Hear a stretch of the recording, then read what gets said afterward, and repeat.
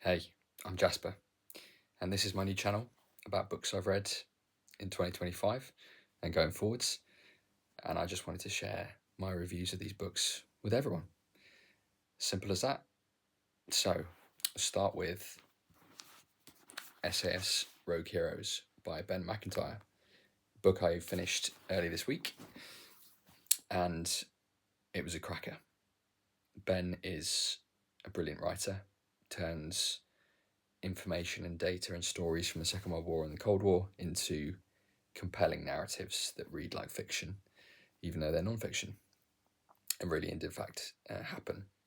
And in this case, it's the story of how the Special Air Service, or Special Air Squadron, came into being from its humble origins in 1942 through to its end in the Second World War, and then a quick excerpt at the end about how it turned into the fighting force that has been widely documented across the world in modern times.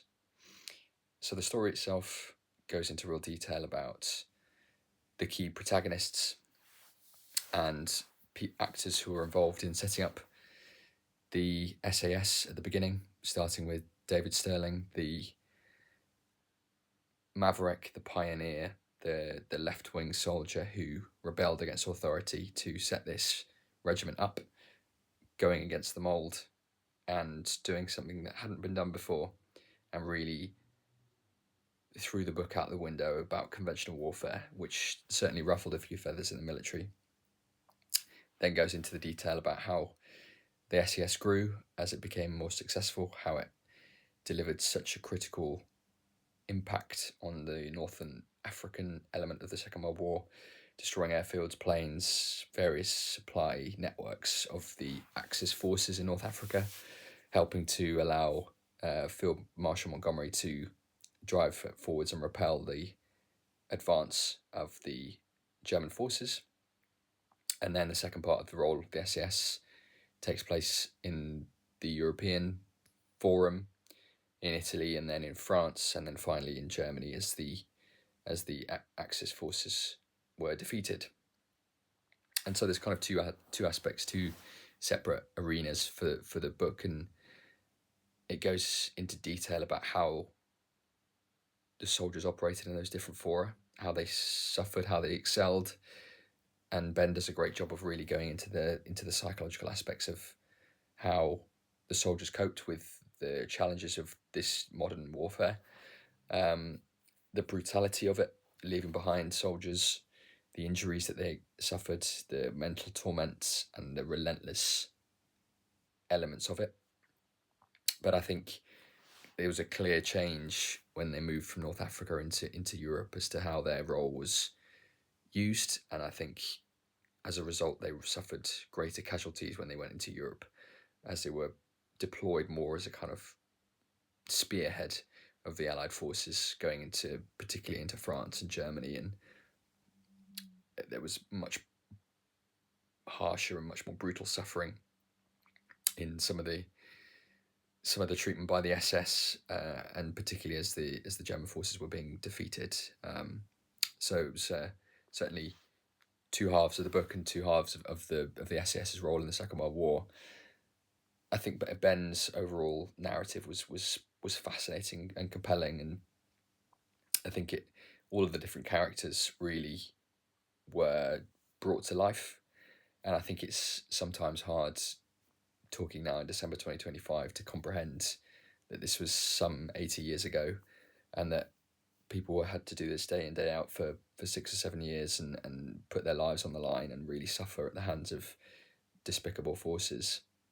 And I think that the psychological and physical torment that these soldiers particularly had to go through to succeed was quite something, and really brought to life by Ben's narrative. Another aspect that I really enjoyed was the different dynamics within the group of the SAS, and how friendships and enemies were created. I think the change of Reg Seekings and Johnny Cooper from being bitter enemies to almost brothers was a really heartwarming moment of the book, and I think goes to show the similarities that people ultimately have and the ability to reconcile differences and become strong friends in the cauldron of war is clearly quite something, but I think definitely a parallel to life in general. But as I said, I think what became clear as the book progressed was the sheer volume of pain and suffering that the soldiers suffered, and how the culmination of that really pushed people to the limit. But I think clearly the overarching point at the end was the sheer genius and incredible intelligence and smart and lateral thinking from David Sterling has modern parallels and is being used in warfare to this day, and just goes to show the impact that he and the soldiers had on both the Second World War and also more broadly. So just to summarise, I think there are a lot of interesting points that I learned from the book, and I think there are a lot of parallels with leadership and teamwork that can be used in modern day thinking. The ability to think laterally, the ability to rely on diversity of thought are both critical elements to strong leadership. I think the appreciation of psychological and physical needs are equally critical. And I think Ben did it. Like I said, Ben has done an excellent job of turning the evidence from the SAS archive into this brilliant story. And I think he outlines at the beginning of the book about how it doesn't encapsulate everything. It really kind of highlights the key moments from their contribution in the Second World War. And I think it goes to show the critical impact that they had. And so I'd thoroughly recommend this book. I gave it a solid 9 out of 10 for my rating, from my kind of personal rating system, and I thought it was brilliant.